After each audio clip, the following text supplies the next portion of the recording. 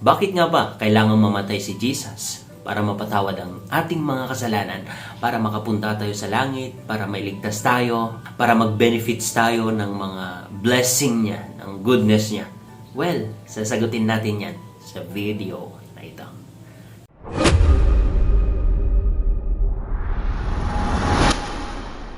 So, actually kakatapos lang ng devotion ko and I feel like sharing with you ang pinaka-basic sa Christianity, ang pinaka-basic na dapat nating malaman. Kasi sa totoo lang, naging question din sa akin ito.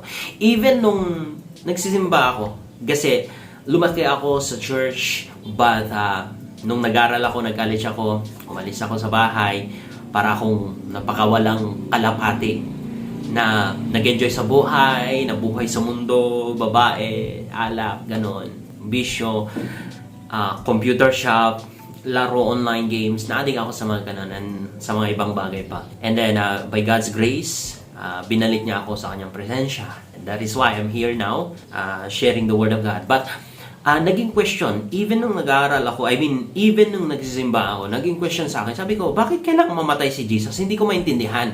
And no one can explain it. Nahiya naman ako na magtanong sa pastor namin noon. But, no one can explain, I cannot understand the full picture and the revelation kung bakit kailangan may mamatay para ako'y maligtas, para sa akin. And I thank God that yung full picture or yung full revelation nito, yung revelation nito ay binigay sa akin, and I know some of us ay alam ito, but let me express it also. Let me share with you also kung ano ang pagkakaalam ko, pagkakaintindi ko at revelation ng Panginoon sa akin through the Holy Spirit kung bakit nga ba kailangang mamatay si Jesus para mapatawad tayo. Okay? Unang-una sa lahat, sin requires blood. Listen. Sin requires blood. Kung mayroong pagkakasala, dapat mayroong dugo ang dadanak. Like the Old Testament, that yearly, I believe, is that kailangan na mag-offer ng mga Israelites ng kanilang offering, like lamb or whatever, na perfect at the best na kaya nilang ibigay sa templo para katayan, para yung dugo ay sprinkle dun sa templo. So that yung kasalanan nila mapatawad. Pero alam natin yun na kahit patawarin ng Panginoon yung kanilang kasalanan, pero hindi nagbabago yung kanilang puso. So, wala din lang kwenta kasi sigurado uulitin din lang nila yung kanilang ginawa. That is why the New Testament is the best sa totoo lang of all, dahil hindi lang tayo pinatawad ng ating Panginoon, kundi binigay pa yung kanyang Espiritu, the Holy Spirit, so that continuously ay binabago tayo sa loob para yung kasalanan na ating nagagawa ay hindi na ito maulit-ulit. Kasi the more na kasalanan na ating ginagawa, it requires blood. It requires something from us na meron tayong isuffer. We are so blessed na yung dugo ng ating Panginoong Hesukristo ay dumaloy sa cross ng Kalbaryo. You know, sa aming isa akong Cordilleran, and kung aware kayo sa history, meron kaming tinatawag na tribal war. Na kapag yung isang tribe, like for example, tribo ng, sabi na natin na Kalinga, is that meron silang napatay na katribo ng Ifugao. Ang mangyayari dito, may tribal war. Kung saan kailangan na may mamatay din sa tribo ng Kalinga para maging okay ang lahat. So, ganun yung nangyari. Ganun actually yung principle din ng Panginoon. Kung meron kang nagawang kasalanan, dapat merong magbabayad. So, yung magbabayad na yon sa lahat ng iyong mga ginawang kasalanan, si Jesus yun. Siya yung namatay para sa'yo. Kasi God Himself requires blood for your sin. That is why, kung ikaw ay nakapatay ng tao, listen, yun yung kasalanan mo. Si Jesus ay namatay para sa kasalanan mo. Para sa harapan ng Diyos ay ikaw ay malinis. Okay? Kung marami kang mga kahihiyan nagawa sa buhay, shame na nagawa sa buhay, God was cross naked so that you become shameless. Look, yung mga picture natin, nakala natin may mga haplos si Jesus. No. Literally, He is naked na nakakross. Para lahat ng shame, lahat ng kahihiyan ay inako niya lahat.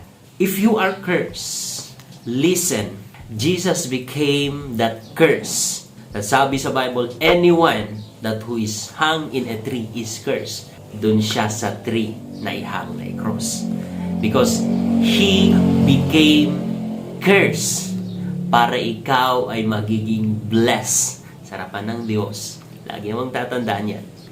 And marami pa. Hindi natin mabilang kasi kung isa-isahin natin ang kasalanan ng tao, and even kapag nagpe-pray ka, sino yung nagpe-pray na isa-isahin lahat? You cannot. You cannot be righteous sa harapan ng Diyos without the Lord Jesus, kapatid. Well, in fact, the Bible says, I believe in the book of Isaiah, sabi niya, all our righteousness is like filthy rags sa harapan ng Diyos natin.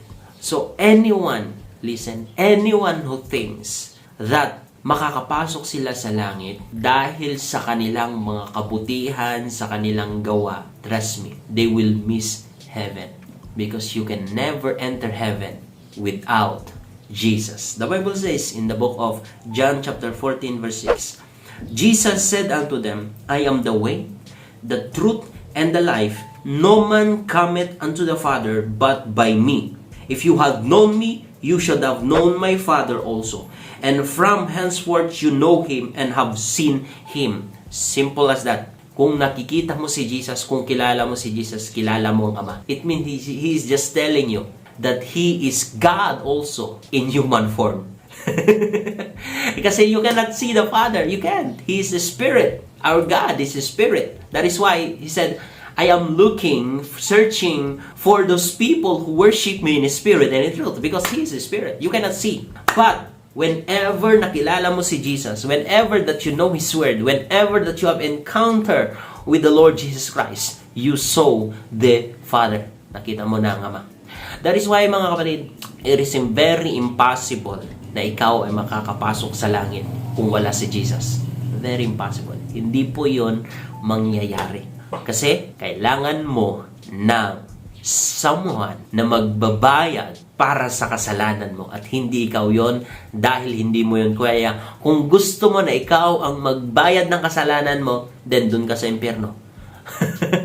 Kasi yung mga nagsasuffer sa impyerno, sila yung mga walang nagbayad sa kanila, yung walang naging benefactor, what we call that? Beneficiary. Listen, I am laughing because I want you to maging chill lang so that you can receive the Word of God. But this is serious matter.